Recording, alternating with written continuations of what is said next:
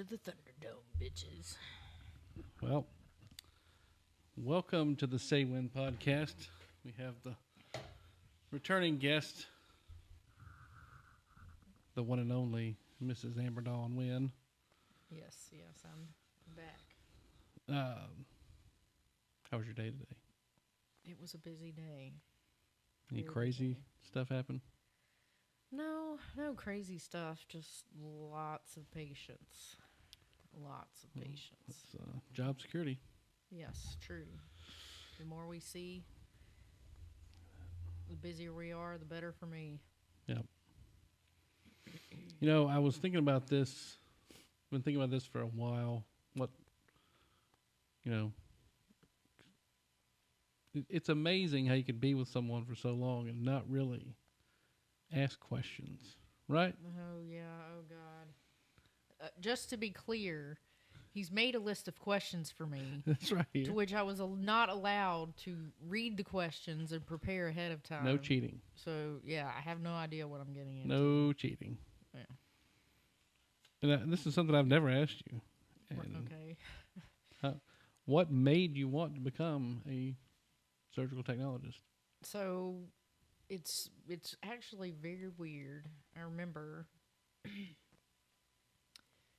I was at Chattahoochee Technical College. That's where I graduated from with my surgical technology degree.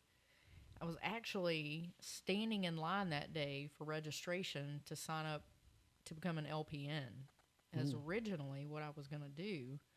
And I was waiting in the line, and of course, the LPN line was pretty long. And I just happened to look across the hallway, and I saw, registration for surgical technology. I was like, what's surgical technology? What is that? So, I asked somebody who was standing in that line to sign up. I said, what is a surgical tech? What do they do? What is this about? Surgical, that sounds like surgery. That sounds fun and interesting. And, they gave me a basic description, that you assist surgeons in surgery, you pass them the instruments, you help position patients, set up cases, learn sterile technique, just the basic rundown of it. I was like, so you actually get to see surgery and work in surgery? And the person was like, yeah. So I was like, I got out of the LPN line and I went and got in the surgical technologist line. So you wanted to see bodies cut open? Yes. On purpose? Surgery.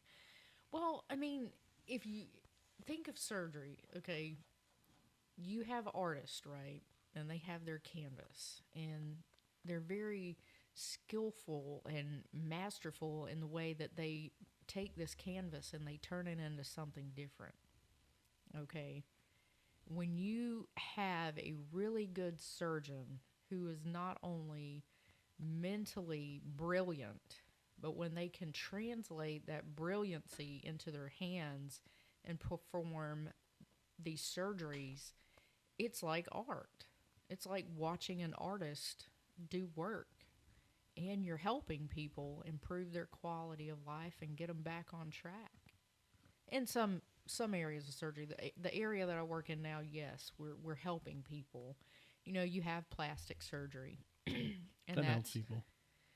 That helps people feel better about themselves. Right. And in some cases, you have people that have been bitten by dogs and their faces been mauled by something. They've been mauled by something, and or they've got skin cancer and they've had a huge piece of skin cut out of their face, and you have to rotate a flap. But surgery is interesting. Blood has never bothered me. None of those things. It's always piqued my interest. So when I heard surgery, I was like, that's what I want to do.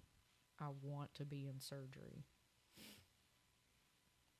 And because in the length of time I've been doing this, I've worked with a bunch of different surgeons, different places, different areas of surgery, different, a variety of specialties. The only thing I haven't done is open heart. But I've done, when I worked at UMMC, I've done some transplant stuff. I've done Mora cases where they harvest organs from the dead bodies. I've done eyes. See, I've done. that would be interesting. Harvesting organs. So A little creepy, but interesting. I will You say. can't kill anybody. No. I will say, I scrubbed Mora cases at the University of Mississippi, UMMC. I will say, of the cases that I do, those did kind of creep me out. Yeah, I can see it being creepy because you're dealing with a dead body. It was very creepy. I mean, you're saving someone's life. Yeah. Right, by harvesting these organs to give somebody another chance, I guess, if you will. And I gotta get my DJT in here. all right, let me know when you'd like me to continue. But it's creepy because in other surgery, anesthesia is putting the patient to sleep. They're intubating the patient or establishing their airway. They're monitoring the patient. Basically, this patient, the ventilator, You're trying to keep them alive. Keeps them. Their heart's still beating and the machine's breathing for them. But the creepiest part is like at the end when the anesthesia just walks out and there's like this person and you're harvesting their organs, and then after you've done the harvest, you have to sit with the body. It'd be like some horror movie shit. It's creepy being in the same room with the dead body. I'm sure it is. I don't know what it is. Like, I can see people cut open. Because you've seen a lot of horror movies. I can watch people surgery. come back from the dead. None of that bothers me, but being in the room with a dead body bothers me. The creep factor is real. Shit. Not that I'm afraid they're going to come up off the table and come back to life and like... There's a small part deep inside. Not really, no. It's just the fact that they're dead. Yeah. I can see that being rather unsettling. It is very unsettling. Yeah. You know. I remember some of the stories she has.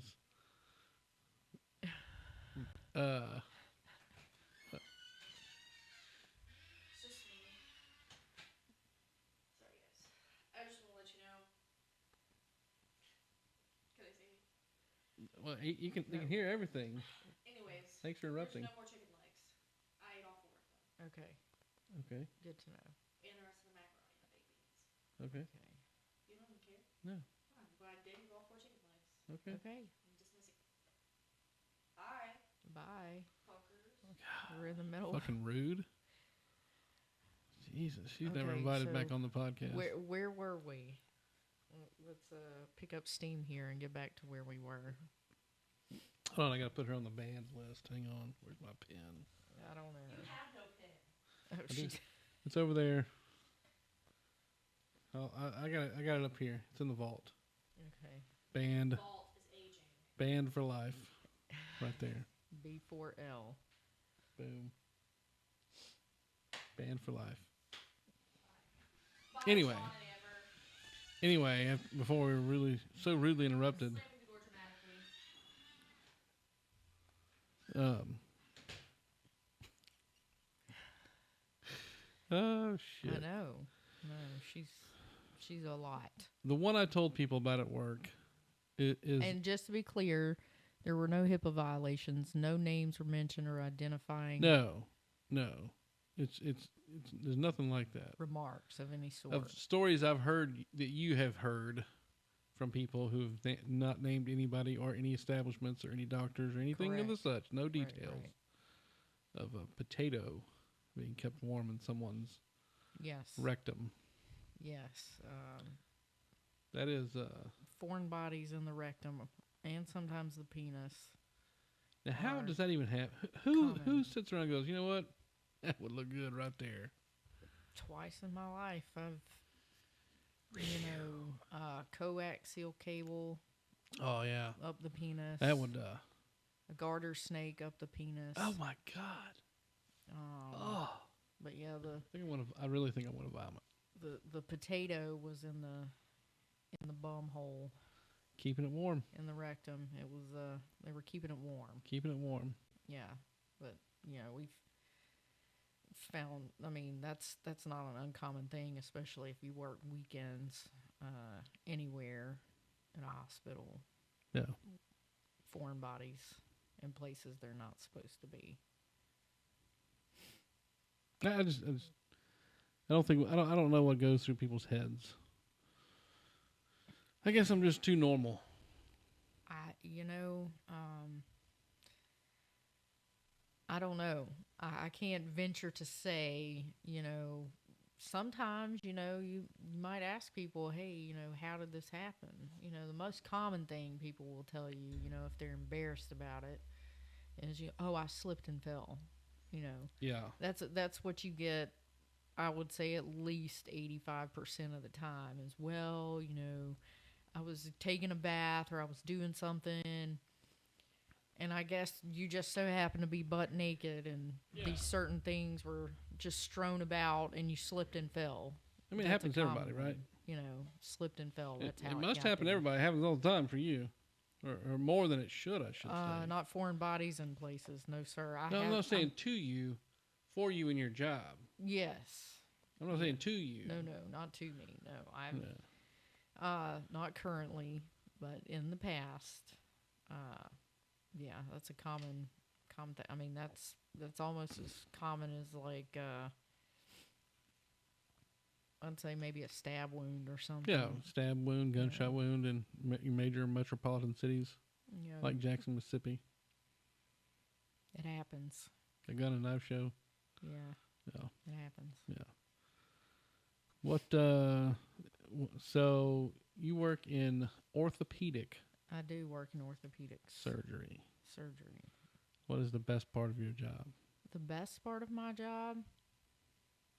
Well, there's not one solid answer to that. I will say one of the best parts of my job is knowing that what you do or what you're a part of matters, and that you're helping people. You're fixing them. They break something, you fix it back.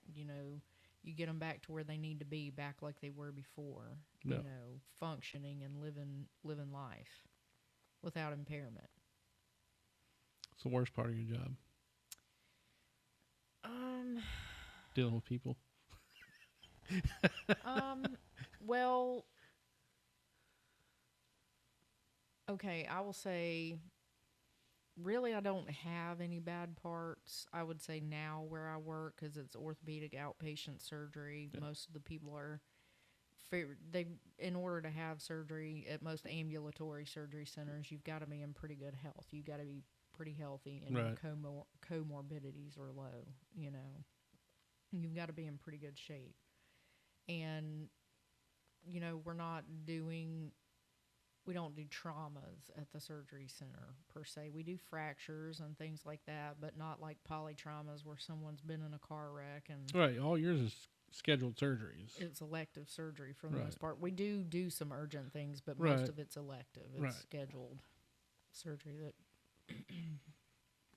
I would say the worst part in the past, the hardest part for me doing my job, is when I worked as a private scrub for an ENT group in Georgia, and ENT, that's head and neck cancer. And the hardest part for me was seeing people suffer with cancer.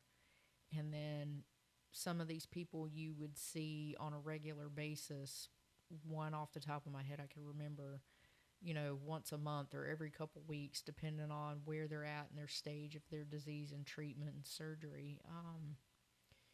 You see them on a regular basis, and you get to know them, and you get close to them, and they become like, I wouldn't say like a friend or a family. Like, you get close to them, you get to know them, you develop a relationship with them. And they're sick, and you're there with them, helping them through some of their most difficult times, struggling with this disease, fighting this disease, and healing from surgery, and going through chemo and radiation, and that type of stuff. And then the hardest part is when they die. they die Yep. and they don't come back. Yep. And some of the things, you see people with cancer, everybody handles things differently. Everybody handles the treatment and the diagnosis, and then some people have a good diagnosis or prognosis and they have a good outcome and they heal, you know. But some people, they get the news and it's not so good. It's terminal. Yeah, They're not going to make it. You've done everything you can do, and they know they're not going to. They're going to die, yeah. and people respond to that Oh, yeah. differently, and not just the losing people, but seeing them suffer, not just physically but mentally, Mm-hmm. with depression, anxiety, and coping with the fact that they're going to die or they may die, or, that's a lot. I mean, that, I can't imagine being in their shoes. And, when somebody tells you, they've got this diagnosis that they're going to die, and sometimes you see them and they're happy, and then the next time you see them and they come in and they're telling you that if it wasn't for my family and the fact that they wouldn't get my life insurance, I would rent a hotel room, Blow my brains out. get a bottle of whiskey, and kill myself. Yeah. How much are they struggling? Think of where they're at. Oh yeah, I could probably imagine. That hurts. Yeah. That's hard. Because you're trying to help them, but there's only so much you can do to help sometimes, and you feel like it's not enough. Yeah, I can see that being the worst part. That was the worst part. Yeah. Do you have a most memorable patient, better or worse? I have a lot of memorable patients. Like, what's the most From memorable for the worst? Private scrubbing over the years. You don't know, obviously no names, no. Right. Like, what were their? What was it about them that made them the worst patient? The worst patient? Yeah. Gosh, I got to think about the worst. Well, there was. You'll have patients. I can only imagine like the belligerence of some people. Right. Some people, they have surgery, and this was in the past. They've had surgery, and yes, surgery hurts, and you give them post-operative prescriptions for pain, and all the things that they need after surgery, prescription-wise. And I will say for the most part, people take it as directed, and they're good with it, and they have a good outcome. But then you have those select few. They've probably been WebMD doctored.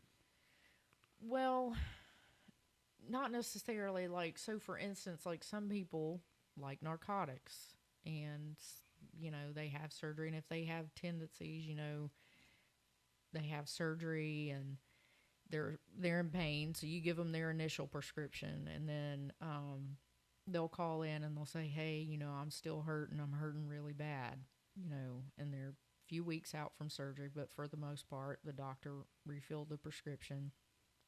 And then, sometimes the procedure they've had is very minor. And I know pain is different for everybody, but, then, they call back another time, and it's like the time between calling in for refills is shorter, and they're calling Right, and they're still in agony, suffering, pain. The pain's excruciating. And I'm not saying that people don't have pain like that. I'm just saying in this instance. Right. They've gotten hooked on the meds is what it is. Right. And so they want another so refill. Then they turn into a meds. crazy crackhead. And then sometimes the doctor will refill it. But in this instance, like a patient was like 3 or 4 months out from a septoplasty. That's where, you have a deviated septum and they go in and they straighten your septum. I've heard that's not a big deal, though. Now, I will say it does hurt. Right. It does hurt. And you have some swelling in your nose. I think the swelling and the congestion is probably the worst part after that surgery. It does hurt. But you relatively on the whole, you recover from that surgery pretty quickly. Yeah. You know, it's not one of the more, it's not excruciatingly painful. Right. You know, it hurts, but after about 2 to 4 weeks, you know, you should be on the mend. But when you're 3, 4 months out from surgery and you're still calling and you're saying, you know, you're in excruciating pain.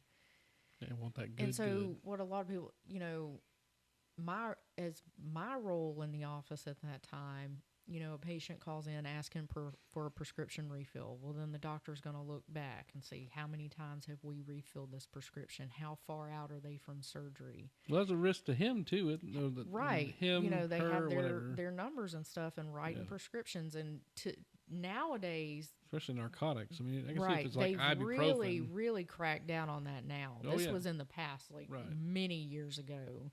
Before the pre-opioid crisis. Pre-opioid crisis, pre-Oxycontin. Mm-hmm. But, you know, pharmacies keep track of stuff.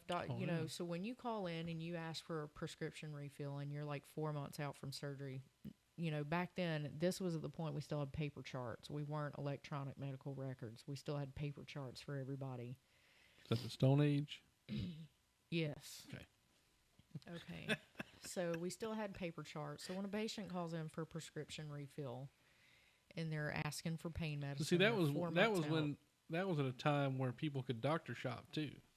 right. Like you would have people then, they'd be going and seeing this doctor for this, and then they go see this doctor for this. Because it was paper trails, you know, or electronic. going to urgent care, and you know, they could just get Percocet and Vicodin and stuff written, and you know, have multiple sources for it. You know, it wasn't as strict They said that, as it is now. not to take you off track here, but Rush Limbaugh, you know, they said, I think it was Vicodin he was hooked on. Yeah. And he had over 20 doctors he doctor shopped, and he would have 900 pills on hand because at a everything time. then, like I said, everybody had paper charts. So unless you called a patient's pharmacy and you could track down how many different pharmacies they'd been to, different doctors they'd seen, all the prescriptions were handwritten for the most part at that time. You could call some in over the phone, but for the most part, when you came in, you had a written prescription.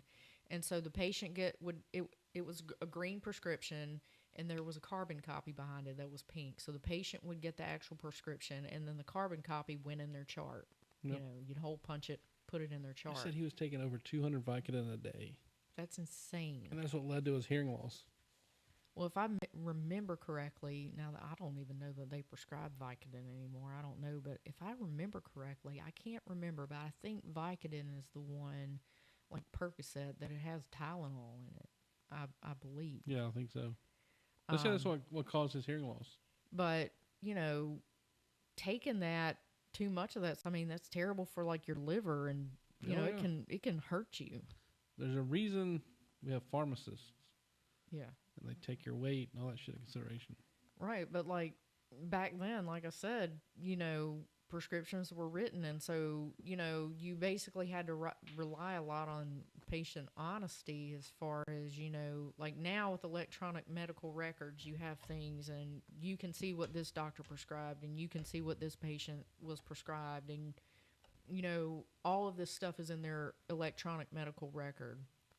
And, or now, you know, most everybody's on some sort of EMR system. You can have the doctors just print off and fax you or email you records, and you can see, you know, what people are taking. Yeah. You know, so you have a better idea. Back then, it was just like, are you taking anything? Nope. And you're not going to get honesty from a crackhead, a dope head. Do you take any pain pills? Do you take any, you know, do you take anything? You know, it's very easy to say no. Yeah. Did this doctor prescribe you anything? No. Nope. So you couldn't prove or disprove that very easily. So for the most part, you know, patients could go see different people, and they'd have multiple prescriptions. They would doctor shop. Yeah. Anyway, we were talking about your worst patient, and then when we went off on this tangent here. Well, the worst patient, one of the worst with patients, I'm trying to think back, you know, and it wasn't necessarily that it was a bad patient. They had an addiction, okay? And so when people are in that frame of mind, they're not truly being themselves. They're acting out of addiction, out of desperation for, just to get the monkey off their back, But in this instance, a lot of people don't understand that too. We do not have the right to just authorize prescription refills. We can't just decide that, or, for the most part, especially when it comes to pain medication, you have to ask the physician, and the physician has to approve that. And, they've got their license and everything on the line. Yeah. But in this instance, this guy had surgery. He was like 3 or 4 months post-op. His splints had come out. He had already been in to see the surgeon for his post-operative appointment, and he had no issues, no infection, no problems.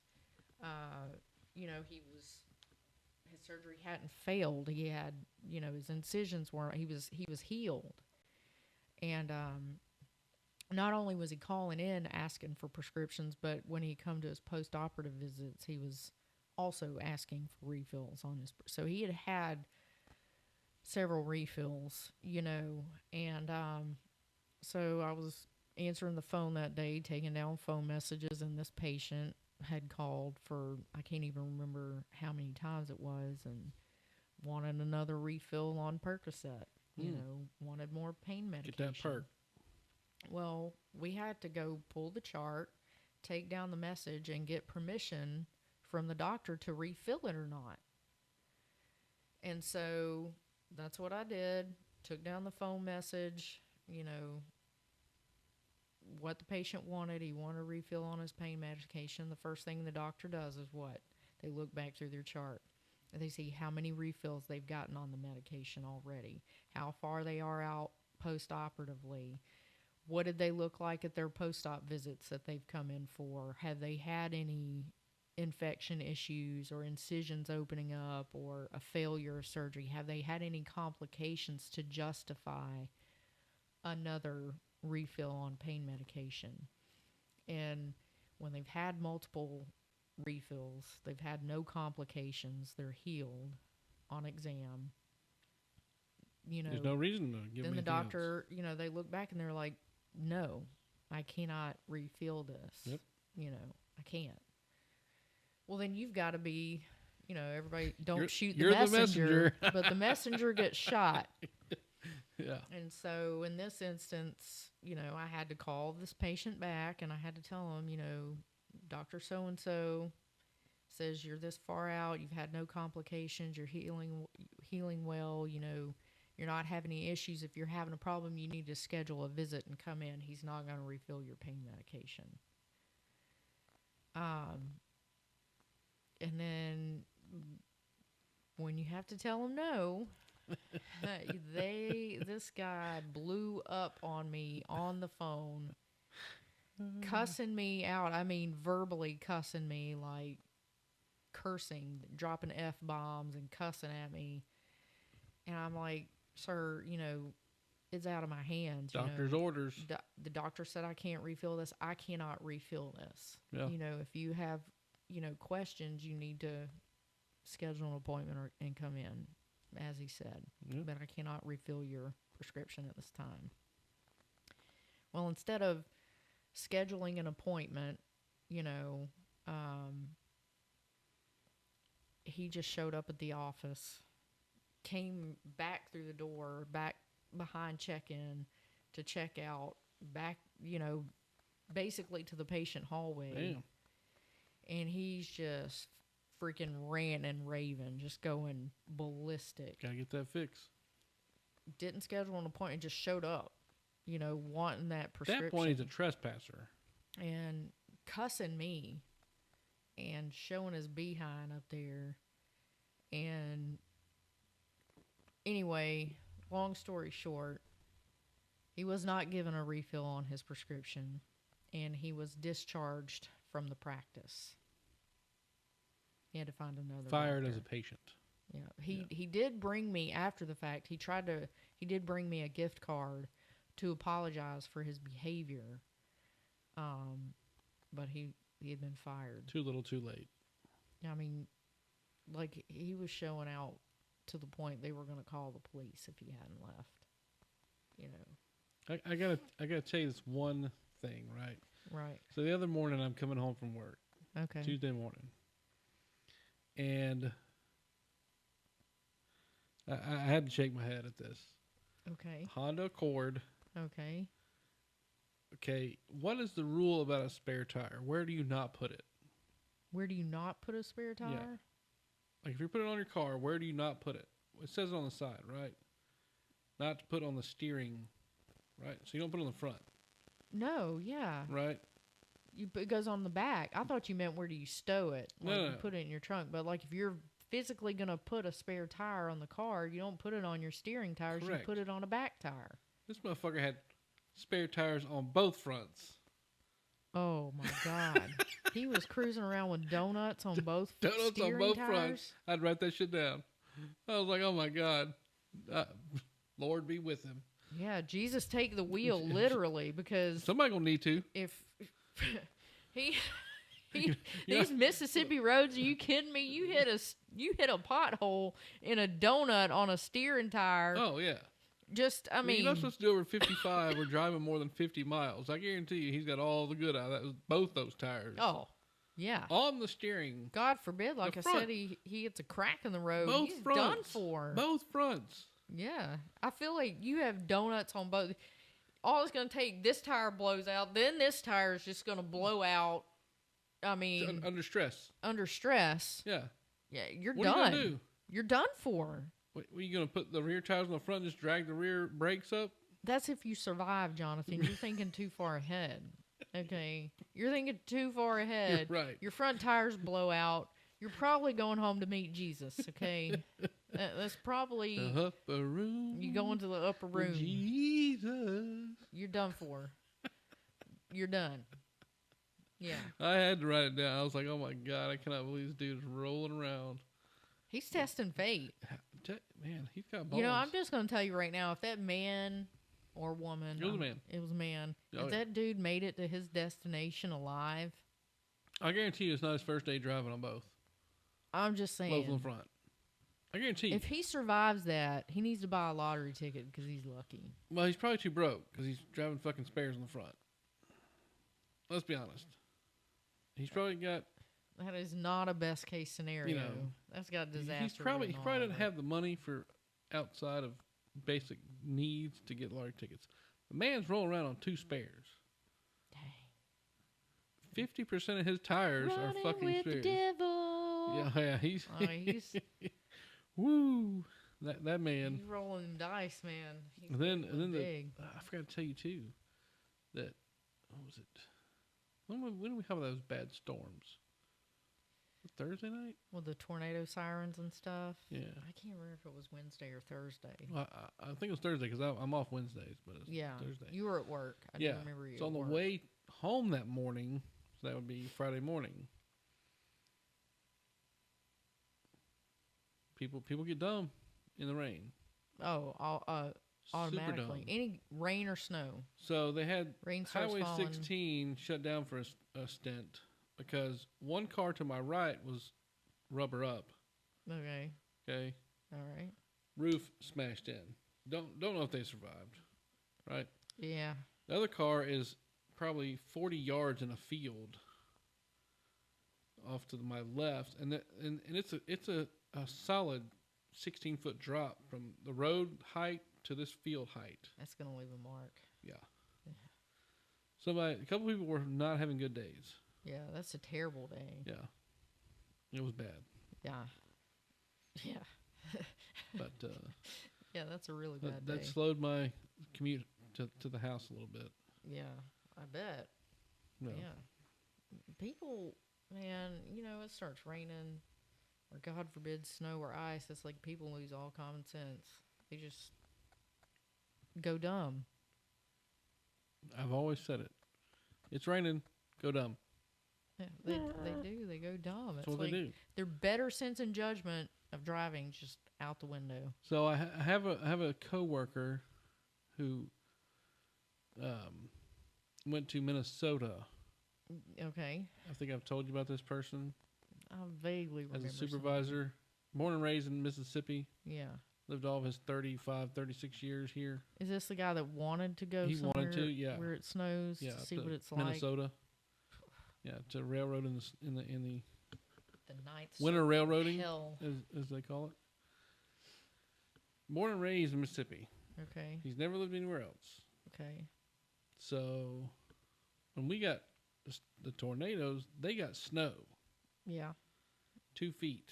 Oh God. I know. Don't Haven't- just Flashback. get through the PTSD flashbacks. Yeah. God. High of 34, low of 19. He called me. What? High of 34 in the end of March. Oh, I thought you said a high of 19. No, that's ridiculous. High of 34 in March. The end of March, toward the end of March. We're Yeah. at 75 here. Yeah, and a low of 19 A low of with 19. With 2 feet of snow. Feet of snow. No, no, thank you. You don't miss it? No. I like snow in a very, I will say, a Short-lived. maybe a moderate amount, low to moderate amount. 6 inches. Yeah. And then go away in a couple days. Like Yeah. just enough you can go out there and play and say you're having Get fun. get some winter picks. But the roads are still pretty decent. right. You know. Yeah. Go out there and get some snow pics with the pics kids. and make a snowman and Yeah. you know Snow angel. snow angels and stuff. And then Enough where when you lay down to do a snow angel, it's not a grass angel. You know what I'm Yeah. saying? You want Yeah. there to be, not grass and mud under there. Right. Enough snow to cover the grass, but not a lot. But you don't want to Okay. sink in it doing your snow. You don't want to angels. sink in it. Right. You don't want to have to, shovel your driveway and, that sort of deal. Did you hear about? There was a guy. Where was it? He was up there somewhere, and he was like a very athletic person. I don't know if he was famous or not, but he was very athletic. Had a heart attack shoveling his driveway. I can believe Fucking it. died I can fucking believe it. shoveling his driveway. Do you remember when he lived in Illinois? I never shoveled it. No, I That had was to your shovel job. it. And I had to shovel the front porch area to be able to open the front door. And then there was the sidewalk. And then there was the driveway when we lived in Illinois. I remember. This I didn't man do it. didn't shovel crap, but I had, they still have school. You still have to be able to get your kids to Yeah, school. but You got to I'm be able to driving get crews groceries. fucking hundreds of miles in the shit. Yeah, and I All can hours of the see how night. this guy had a heart attack shoveling. Yeah. I thought I was gonna have a heart attack, and I was much younger then. I probably couldn't shovel snow now. That's backbreaking labor. No, we get a snowblower now. One of them we're just blowing the shit off to the side. Yeah, no, I had a plastic snow shovel. That's good fun. It adds character. It Yeah. builds character. Yeah. Yeah. Don't tell me what it does when you didn't do it. Okay. I didn't do It was it. miserable. I didn't do it. I know, because I did it. Because why? You're saying, oh, it builds character. Because I had to. Exactly. You To had get my car out of the driveway. To get my front door open. I had to. We didn't have a fireplace in that house in Illinois. No. Did we? Yeah. It was Did in cold. Indiana though. We did in Indiana. We kept that sucker rip rolling. Yeah, you blew the glass out. You got the fire Twice. so hot. Twice, yes. Twice. Well, one time you were drunk I was and being you dumb. were being stupid and you shot it with a water bottle and it just freaking exploded. Well, fire, alcohol, and a water bottle Yeah. equals disaster. Yeah, you were being dumb that time. It was cool until you start shooting a lot, and then it just. And then the time you shot the fire extinguisher in the fireplace. I don't remember that. You don't remember that? Mm-mm. Yeah, that made a mess. And then the other time, the glass in the fireplace just blew out because you had the fire that hot. Well, I'm good at making fires. Yes, you are. Yeah. I hate that this house does not have a fireplace. I You love it. love it because you hate the one thing that brings me happiness. In the winter, when it's cold I like a fire. I like to sit on my couch under a nice, snuggly, cozy I got you a blanket fireplace. It's remote control. with a sparkling water and just enjoy my fire. Just, it's peaceful. It's just like my zen place. And it's like, I'm glad this house doesn't have a fireplace. I don't want to build a fire. I don't like building fires. Yes, secretly you do. I'm a pyromaniac. I just don't like the hassle that goes with building one. If I can just throw gas on it and let that bitch burn, we're going to do it. But it makes me happy. It's a small price to pay for my happiness. Just like, I can't build help. me a fire. I can't help that they blocked it up and it's no longer functional. I get that. But If it's it was the fact. functional, I would build you a freaking fire when it's Yes, cold. but you're glad that it isn't, so you Well. don't have to do it. Well, That's just rude. look, you win some, you lose some, right? That's just rude. You win some, you lose some. It's wrong. You know, I don't know what to tell you. It's wrong. Have them unblock it. No. But when we do get a house, it's gonna have a fireplace. I'll have you one of those, one that built into the wall and you put the remote and change the colors and all that other shit. I want a real fire. It'll be gas. I want a real. You want a motherfucker to Fire. split fucking wood for you? I didn't ask you to split the wood. You can have the wood freaking delivered, But like you want you me to did tote before. the shit in and out from inside, from the outside. Look, I will help you tote it. I just need you to do the fire. Make the fire. I'm good at making them. I know. That brings me so much joy in the winter. Well, maybe when we get one, we'll have one. I Is will it on make your sure- must-haves? That's on my must-have. On your must-haves? That's on my We're must-have. going on House list. Hunters? Yeah, Okay. must-have. Fireplace. Functional. Non-gas? I don't care if it has gas that you can turn on to, like, help get it going, but I want you to actually be able to But put you want wood gas in logs. there. No, I do not want gas logs. God, they're so great in that Wells Courthouse. I do not want. Remember that? It put out such great heat. You had the flame and the little... It's a fake fire. No, it's real fire. It shit'll burn you, I promise you. In my mind, it's fake. It's not a real fire with real flames burning wood to ash. Jesus. The crackling, the natural crackling sounds as the wood burns, you know. Okay, pause. I'm gonna take a shower and y'all shower. Presley's shitting in mine. Thank you for saying that on the podcast. Appreciate that. Can't you not take it out? I don't edit my shit. It flows. Okay, well there's your unedited. Okay, version well, of let's our get back to this. Keep the door closed. Jesus. I hate when she showers in my shower. Tell her no. Well, it's too late now. Hair No, it's- gets everywhere. She wears that fake tanner stuff. It sticks to the sides of the tub. What's this? Tell her if she's going to shower in there, she needs to wash it behind herself. I'm not scrubbing it after she messes it. She's going to clean it.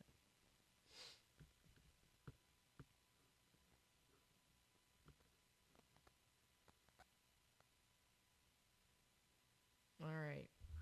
So, we're talking about fires. Now that we're past that, then I will have a fireplace one day with a glorious fire.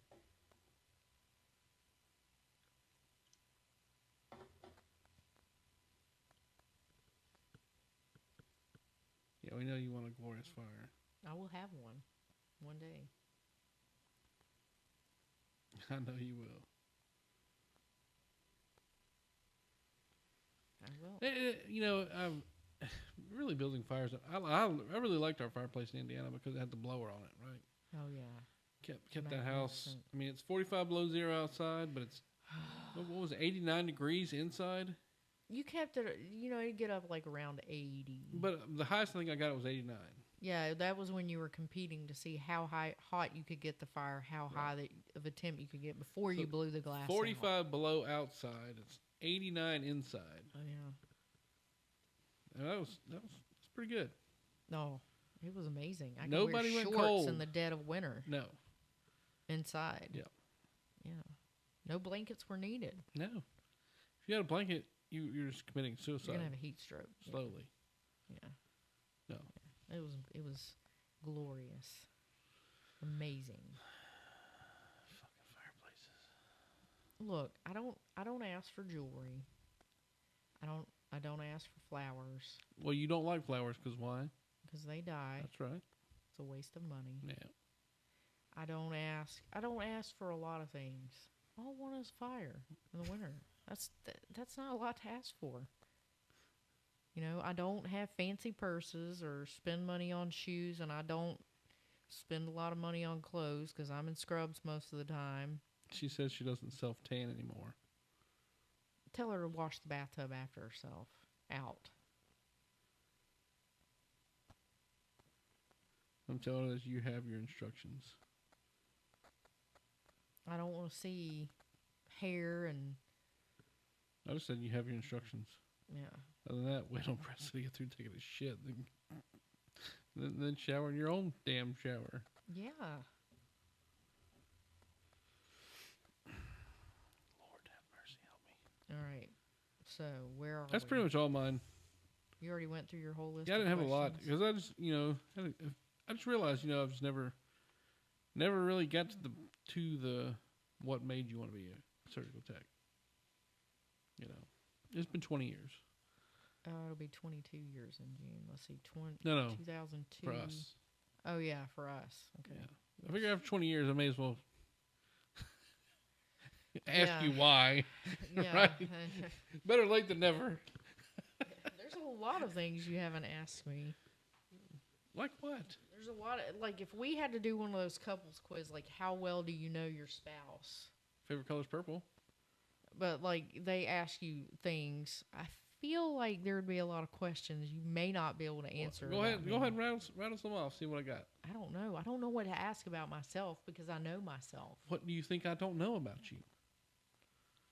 I gotta think about this one. What do you think I know? What's my favorite food? Mexican. Okay, you got that one right. What's my favorite dessert? It's gotta be ice cream. It is ice cream. You eat the shit out of it. I love ice cream. I don't know. Your favorite color's purple. Yes. Okay. Your favorite season is fall. Yes. Okay. Those are basic bitch questions. Those aren't like really how well, like after 22 years with somebody, you gotta know them. Like, for instance, I can look at you and I know your expressions. Okay, I know when you're up to something. I can look at your face and I know when you're lying about something, about some things. I can tell when you're angry before you verbally express your anger. Because I turn into the fucking Hulk. No, I can see it in your face. I can finish your sentences for the most part. Like when you're talking in my head, I've already finished your sentence before you've said it.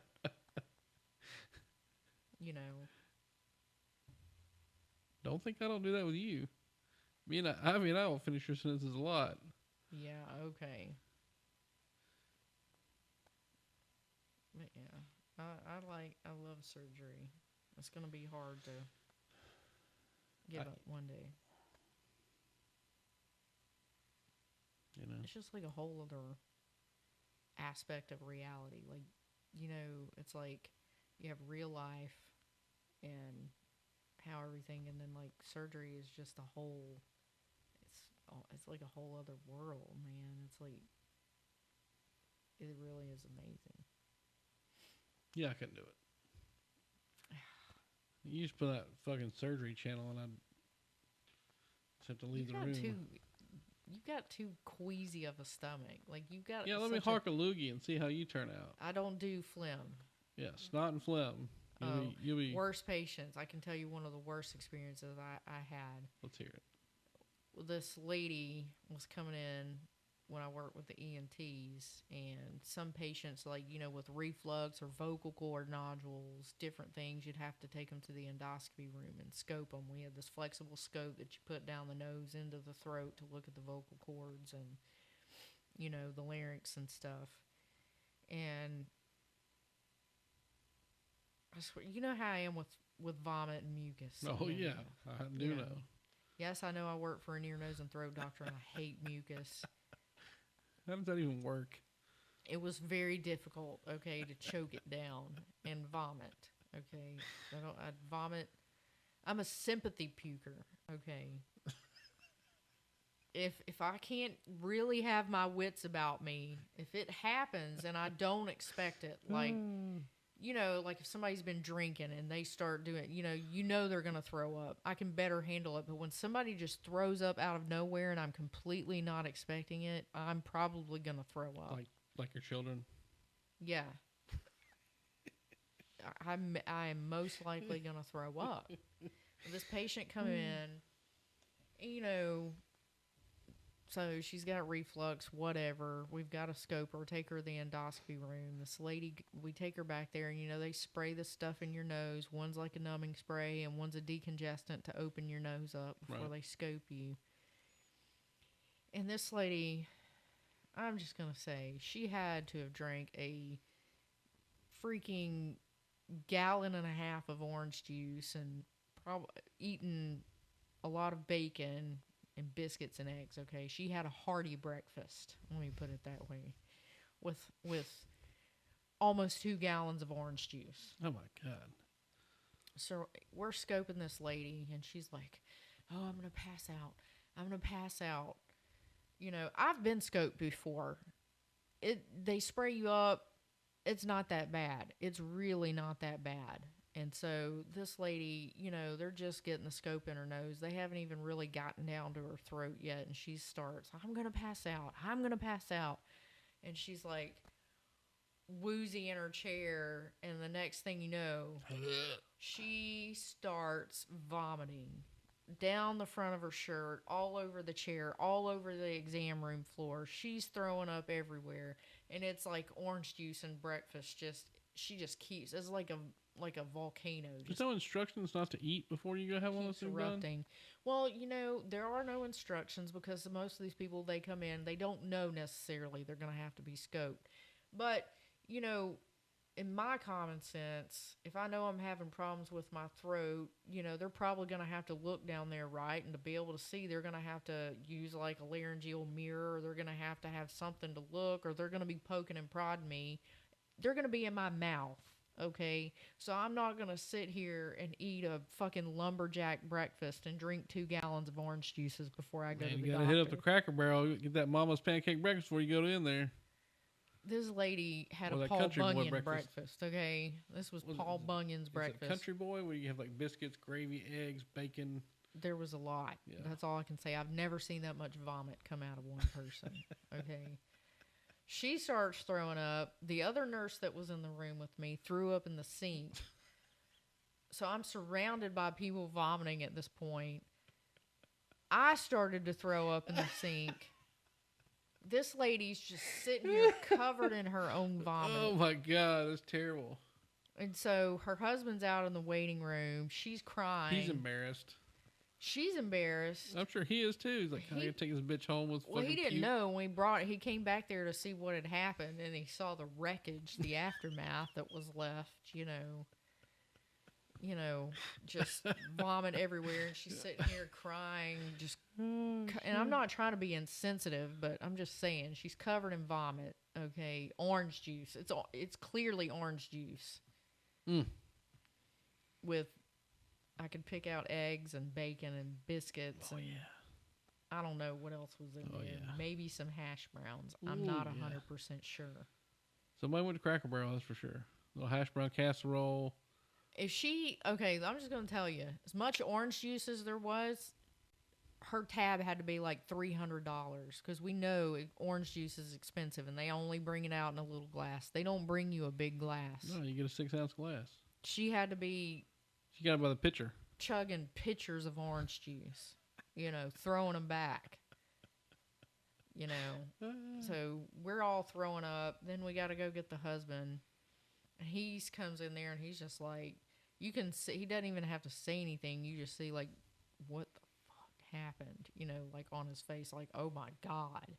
And she's crying and she's like, I don't have any clothes. I don't have a change of clothes, So the husband's like, okay, she didn't want to walk out like that. Okay. Somebody got a shirt from the gift shop.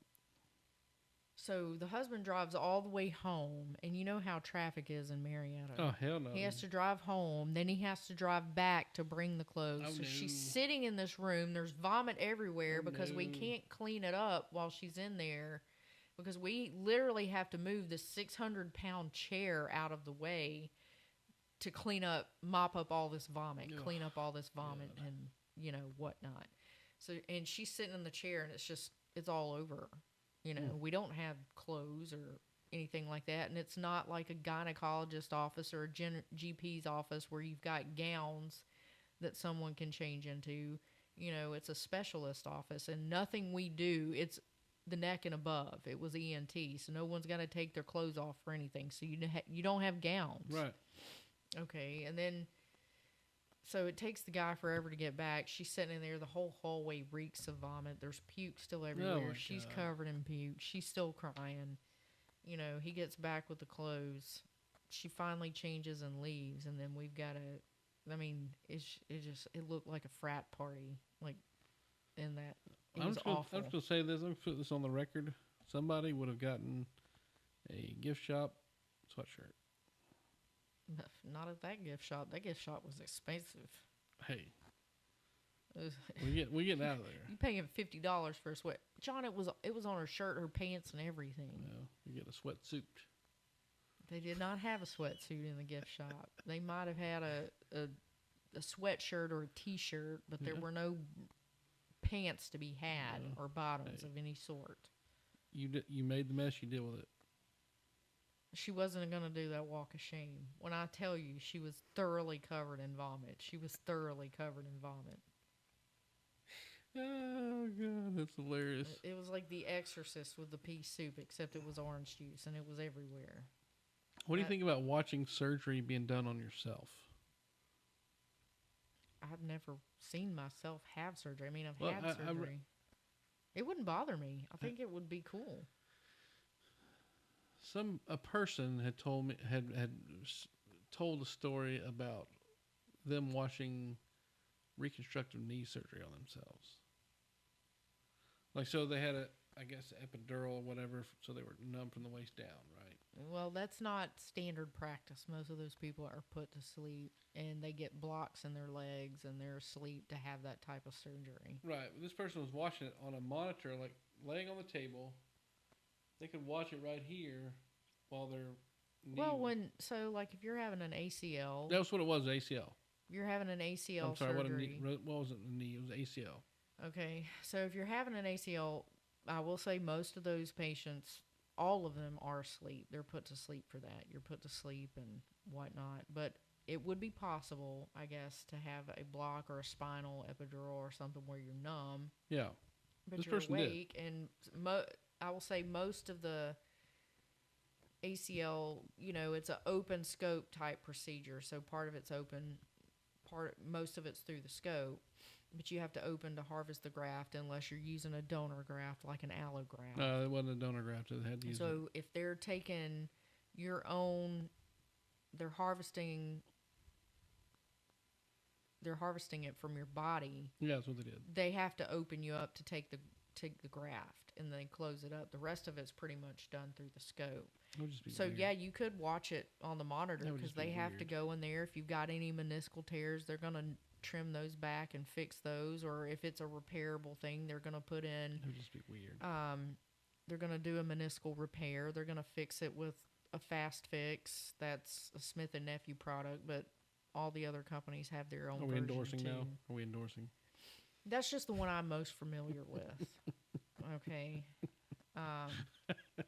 The fast fix is the one that I'm most familiar with. Guess we'll hashtag them in this post.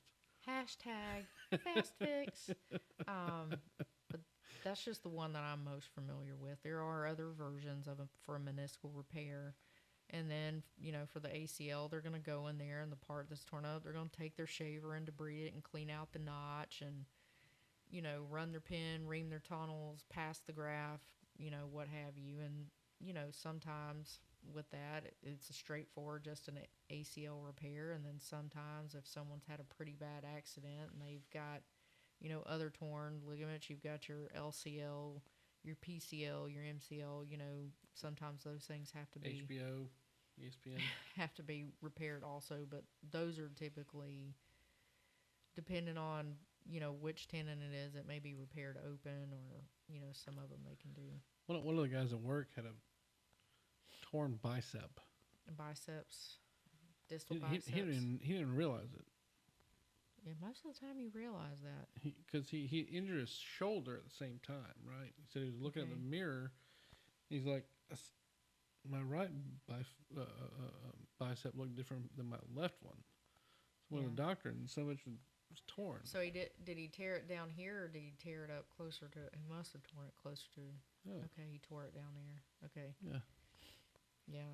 Yeah, your biceps tendon. Mm-hmm. I like a biceps repair. Those are pretty cool. Now, they say that those have a very finite window to repair to be able to actually repair. Well, I mean, you don't want to just wait. Because, like... when it happens, you want to get in and be seen and get it repaired. Because, like, Kevin James, you know who he is, the actor, right? Mm-hmm.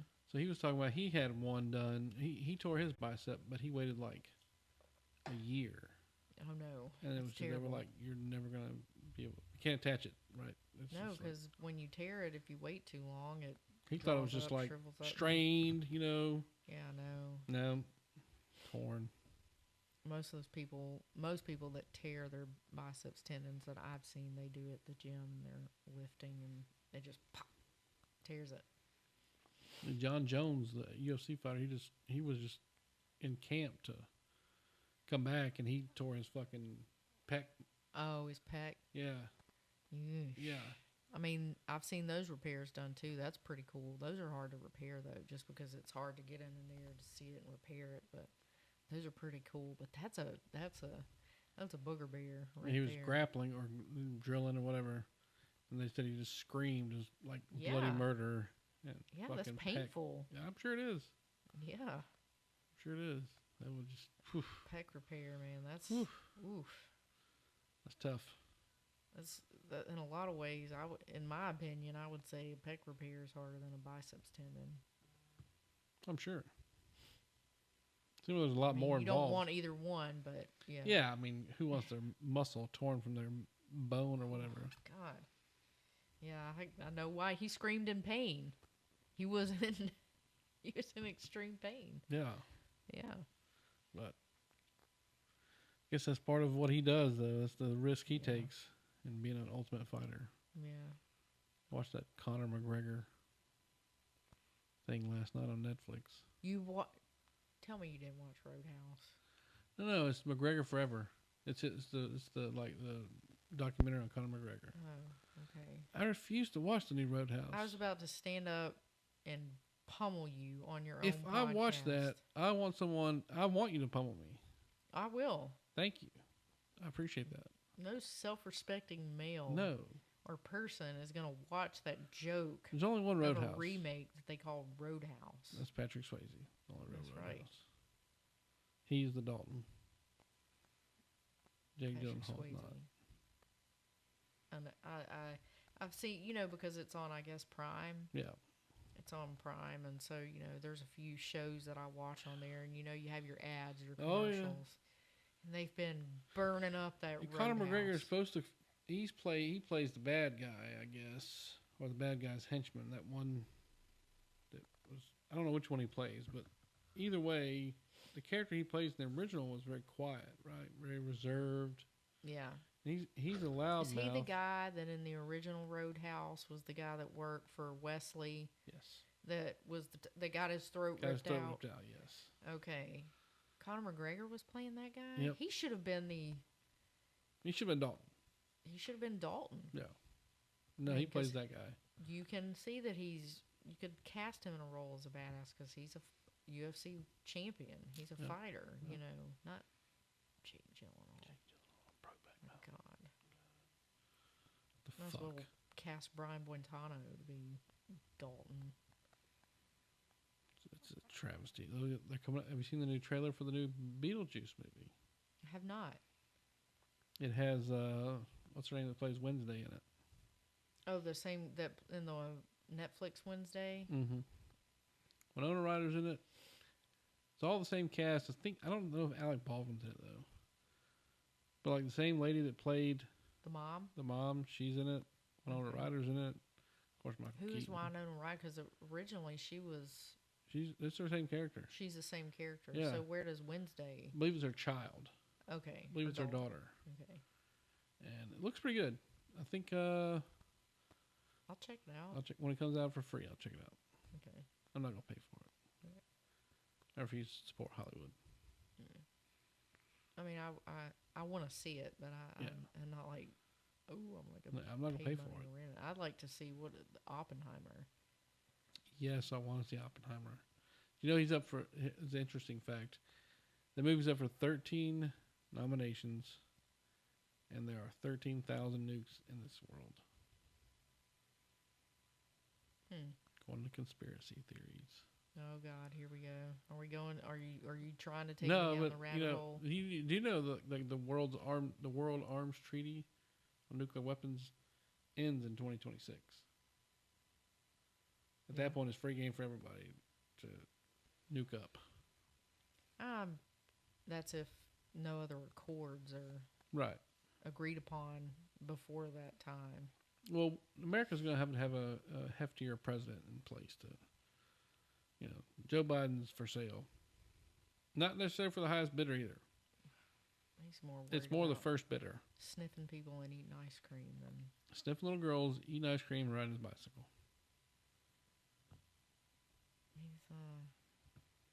He's Making sure Hunter has plenty of cocaine and shiny suckers. yeah. It's tough times to be a father. I mean, what do you do? He's got to make sure Hunter's got the cocaine now. I don't know. Things have changed a lot. You know, I used to. You remember when you were younger and your parents would say things, or like they tell you your music's too loud, or the way you kids talk doesn't make any. Oh, it doesn't make sense now. Your music is trash. It is is? Because when we grew up, we listened to Snoop Dogg and Dr. Dre and Too Short and stuff. Like you're listening to. Listen to more rap, Amber. There's Huh? Nirvana. We also had Nirvana. Well, Nirvana, Green Day, Pearl stuff like. Jam. I'm just saying they're like, oh, y'all's music is terrible, But that's to me. That's when music was. Rap was still rap. It The was prime genres time. were still, that was prime time. It wasn't. What do they call that?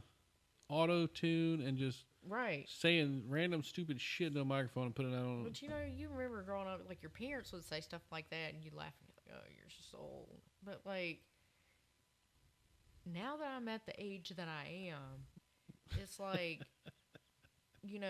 trying to ride in the car with Ivy. She likes to crank her music up, and I get that you like the song, but it's like, how can you really enjoy it? You can't. When it's that loud. Even when I was young, I didn't crank it up like that. Well, okay, so there were some times like in when I had my S10, I did have some speakers in there, and stuff with bass that hit hard. You'd have your bass hitting, but I never had it turned up to the point where it was like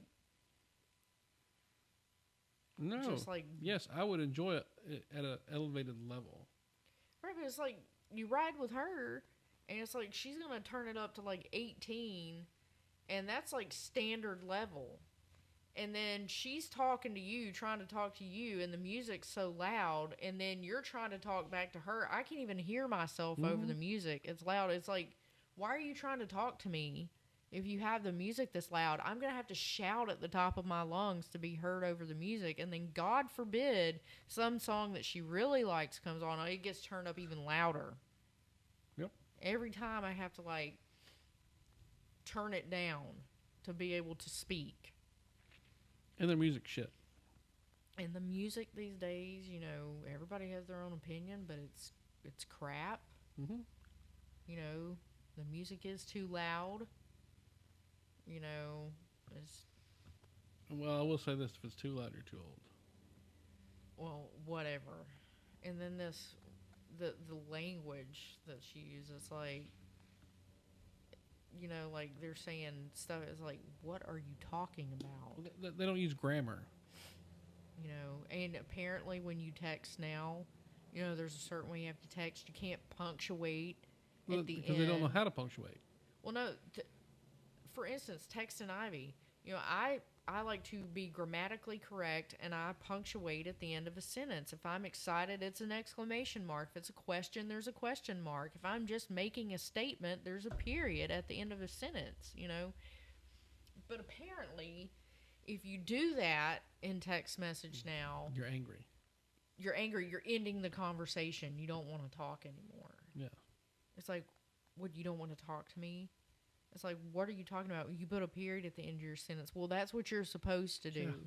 But apparently, nowadays, with this generation, if you put any punctuation at the end of your sentence or your text or your statement, it's rude. You're saying you want to end the conversation and not talk anymore. It's because society has dumbed them down for a reason. It's like, what kind of world are we living in? It's a hot fucking mess. You know? To put it simply. They're no longer teaching kids how to tell time on a regular clock.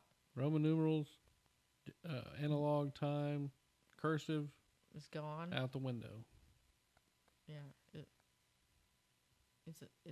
I don't know. If you want to fuck a kid up, buy them a stick shift car, take out all digital clocks, write everything in cursive, number everything in Roman numerals. They won't survive. Oh, yeah. They'll fucking implode right there on the spot. Well, Leslie knows how to drive a stick shift. And he taught himself how. I kind of taught him. He taught himself in that Subaru first.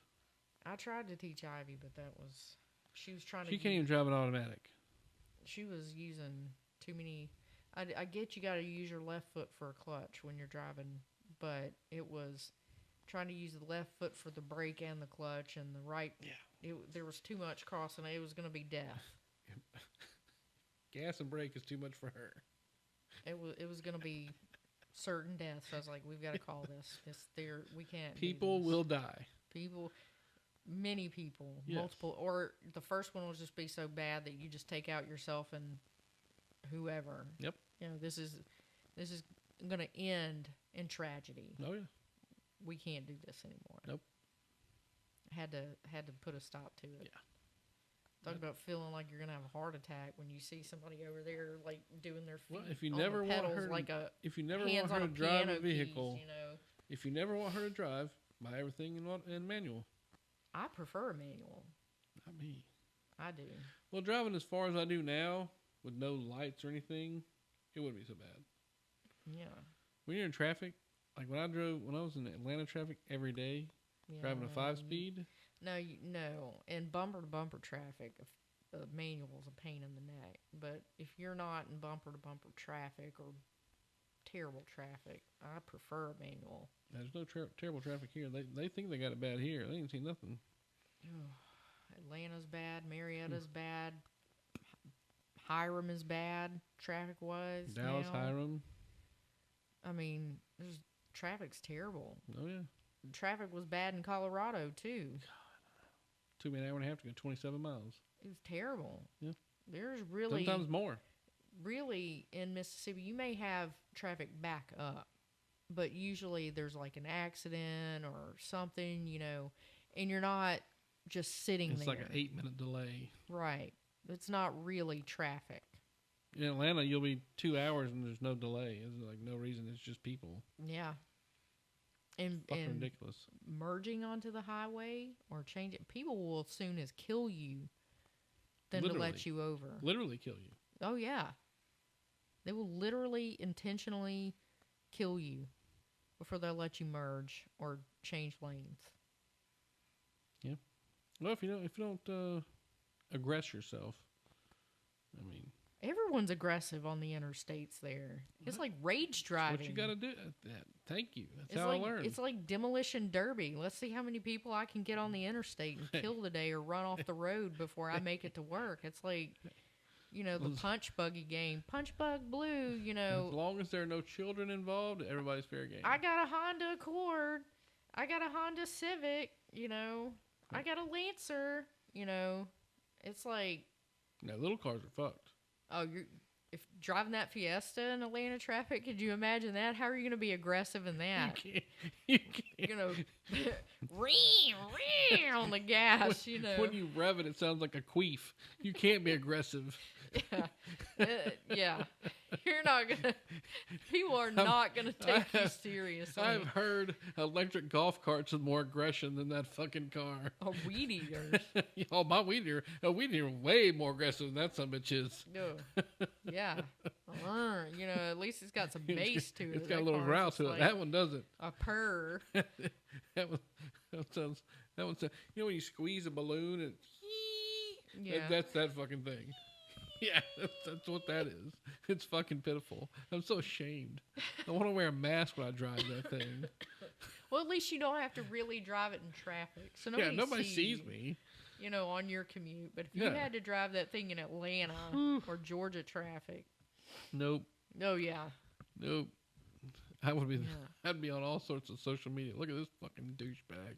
Yeah, you know, I do have to admit that, you know, like when I did drive the truck in Colorado, because, you know, they're really, you know, I'm all for the environment, clean air and stuff, but when I had the diesel and I would drive it when you didn't drive it to work, like when I drive it around, I have to admit that I did have a sense of guilty pleasure with these people in their Teslas and stuff, and their, you know... Mustang Mach-E's. Yeah, bebopping around, and they're trying to cut in front of you, and I'm in this big 7.3 liter diesel, and, you know, they're trying to get around you, and you get ahead of them, and you just fucking roll coal on their face and just blast them when their windows are down. It's like, it was like a guilty pleasure. It's like, I always had, like, this little chuckle. It's like, yeah, take that. I love rolling coal on people's windows. In convertibles, too. Just a douchebag in a For me, it was particularly the electric cars, the Teslas and stuff, just rolling that coal in their face. I had one douchebag on the interstate in Colorado, and he had a convertible. And I got around him, and I just rolled coal. People were the rudest drivers, were they not? They'd honk at you over everything, never use their blinkers, pull right out in front of you, walk right out in front of you. Mm-hmm. Like, everybody was either high on weed or mushrooms or something, or a combination of the two, or fentanyl. Mm-hmm. And they're just, you know... I can't tell you how many times I've almost fucking ran people over in downtown Denver in the company truck because they just step out and not even look. Yeah, they did. They do that frequently at random places in Colorado, not just Denver, but over in Aurora. I never even some areas around the Highlands Ranch. You just, you know, one of the things they do there is people lay on the side of the road in the grass and they might take a nap. Or just lay there. So fucking high, they can't move. You know, and then all of a sudden they decide, all right, well, it's time to move. The high has worn off. And they're taking a leisurely stroll out into the middle of a 4-lane road, you know. There's 6 lanes at Highland Ranch. 6 lanes, excuse me. Yeah. 6 lanes, just, you know, bebopping across the road like a turtle, not even looking either way, you know. But yeah, I did get guilty pleasure. I hate to admit it. I'll admit it. Live up to it. But the electric cars, you know, these people are just like, I've got a Tesla, and, you know, I'm...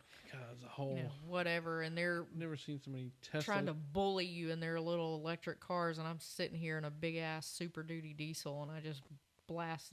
Just dump that gas pedal. Just dump it and blow that black coal all up in your face. That's right. You know. Get you some of that carbon. Yeah. Eat my carbon. So many charging stations at that mall. So mean. Oh, yeah. Yeah. Almost in Colorado where we lived, for the most part, the cars were either Teslas or some sort of electric vehicle or Subarus. A lot. Which, you know, I get it. Subarus are all-wheel drive. They've got lots of inclement weather there, you know. Well, it's rain, too. They go driving trails in the mountains when it was nice. You need that all-wheel drive. But, yeah. But, you know, and they made You know, I guess that was like my little payback to them because they made the parking spaces up there significantly smaller. Oh yeah. And they do that because of people with like big trucks like that, like diesels and stuff, to discourage it. They make them teeny tiny for little compact cars and electric cars. Fiestas. So it's like their middle finger to you for owning one of those. They make these parking spots at all the places super tiny where you can't park a big truck like that. So it was like, yeah, it was. you know, me rolling coal on people was just like my payback for screwing up the parking lots. Got to roll coal. Yeah. All about it. It was my quiet joy. I don't roll anything anymore. I'd have a Fiesta. Yeah. I roll squirrels. You drive a tampon on wheels. Is I it think even, my Suburban shit one of these the other day. Is it day. even worthy of a tampon on wheel status? I mean, the thing, it's even smaller than that fucking Yaris. Yeah, or it is. What was he driving? Was it a Yaris? Who, my dad? No, in that movie. It was a Prius. Prius. Yeah. It's even smaller than Prius. It is smaller than a Prius. I can reach the trunk from the front seat. It's a dental dam on wheels. Hell, I don't know. It's like a earplug on wheels. I don't know. Get to the trunk from the front seat. Jonathan, it's a micro It's a fucking machine. Mr. Bean mobile. It's slightly bigger than a smart car. Yeah, because a smart car only has front seats, not rear. Yeah. That's a smart car with rear seats. Yeah. It's Here, the extended. Let me get into my trunk. The EXL. Here, you got this smart car out of my trunk as I'm driving. Yeah, it's tiny. I know. I fucking hate it. It's good on gas, but uncomfortable. It's so degrading. You're like, it's degrading to drive. Hey, as far as you drive though to and from, you gotta have something that's good on gas, especially when you gotta pay for it. I guess.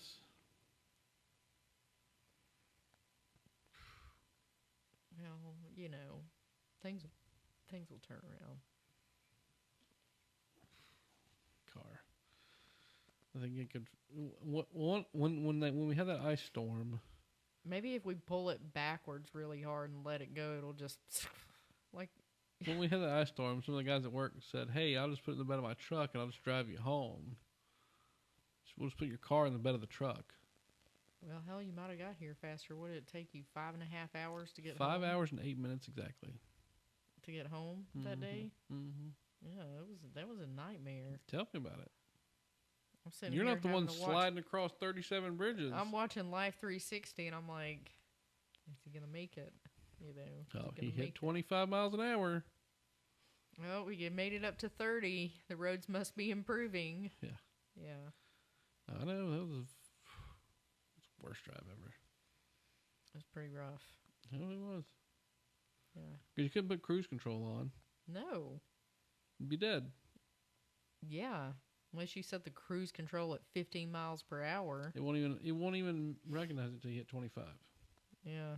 I don't even know if that was safe that day. No. Some of those roads were just terrible. I mean, driving on the shoulder and the bumpy parts so you have traction. Oh, yeah. It was the worst. The rumble strips. Yes. That's what I had to drive on. Well, I mean, it's some sort of traction at least. Yeah. You know?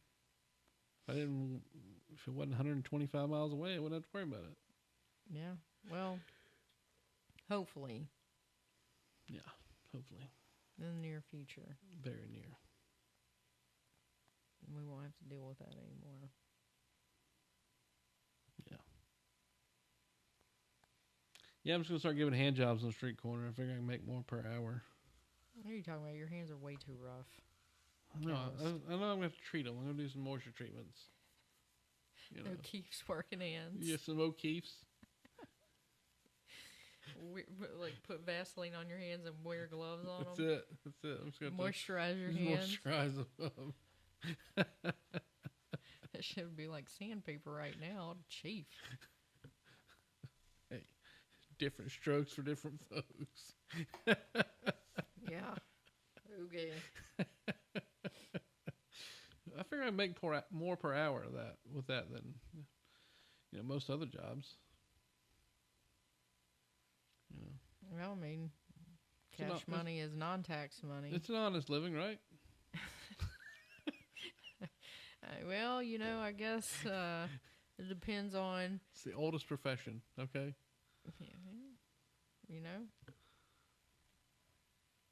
It's just a job. Yeah.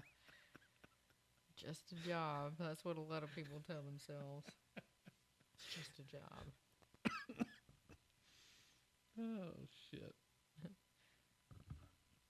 As rough as your hands are right now, we'd be eating damn ramen every night. It's better than going hungry. I guess so. Or the red hot dogs. I think it's a New England thing, man. They love those red hot dogs up there. Yeah. I did not do red hot dogs. I was reluctant to get the ones we got yesterday, but, they weren't as good as the Nathan's, but no, they were okay. But they weren't, They weren't terrible. They weren't trash as hot dogs go. Yeah. I mean, people frown on hot dogs, but I can appreciate a good dog. I like them from time to time. I just don't eat bologna. I know. Yeah. I don't think I've had bologna in 20 plus years. I stopped eating that shit when I started buying my own groceries and I moved out.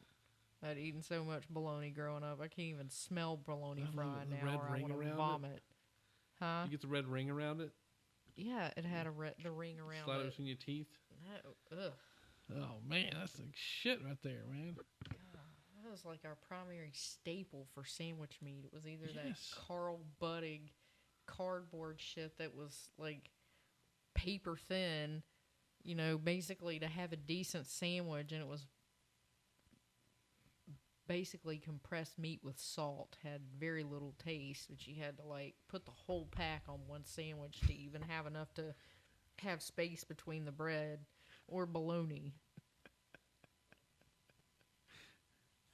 Was it thick cut bologna or just standard cut? Standard cut bologna. Oh, see, we got the thick cut. Parents didn't buy thick cut bologna. We had standard bologna. My dad did like the thick cut, so no, we didn't get the thick cut. That and Spam and yeah, I remember Spam. I still don't like Spam to this day. Stuff posing as meat. Bologna stuff posing as meat too. I don't eat bologna. I know. Growing up, I had no choice. Hey, look, there's nothing like fried egg, just bread, bologna, fried egg, and then some cheese, and just toast that in a pan. You lost me at bologna. And man, there's nothing. It's a good drunk meal right there. Ugh. That's a good drunk meal. Bologna. It is. I can't eat bologna. Just like now, I can't eat cream of wheat. No, I don't like it. Because my dad made us eat that so much growing up. Oatmeal, I can't really. I'm not big on grits. I ate a lot of grits growing up. The instant grits. If they have shrimp, shrimp and grits, some andouille in them, shrimp and grits, I can dig it. Maybe a little Gruyere to go in there too. But just regular shrimp, grits with butter? No. If I am going to eat grits, it's going to have butter, salt, some pepper, and cheese. It's going to have at least that if I'm going to eat it. But we don't even keep them here. No.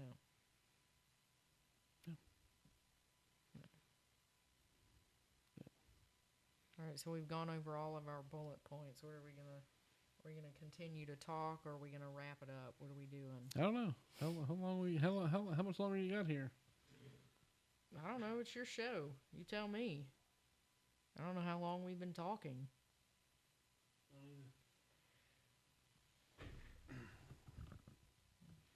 Any other questions you want to ask the woman that's been in your life for a long time? decades.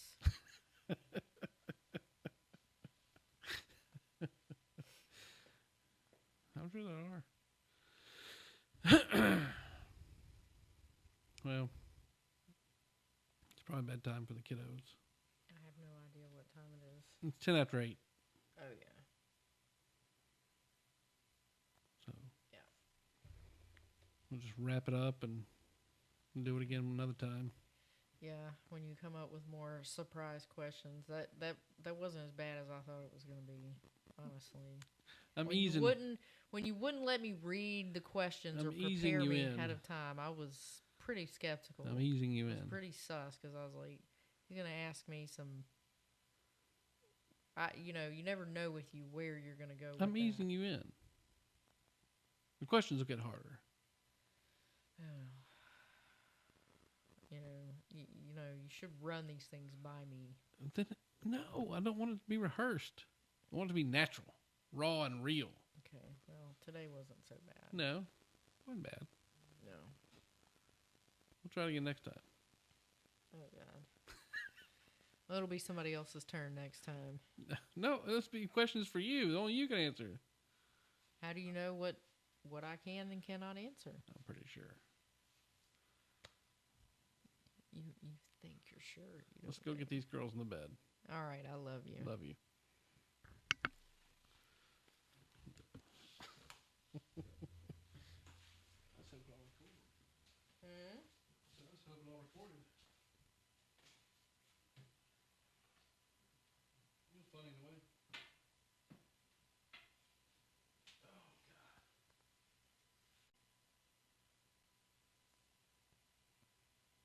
That was over an hour and a half.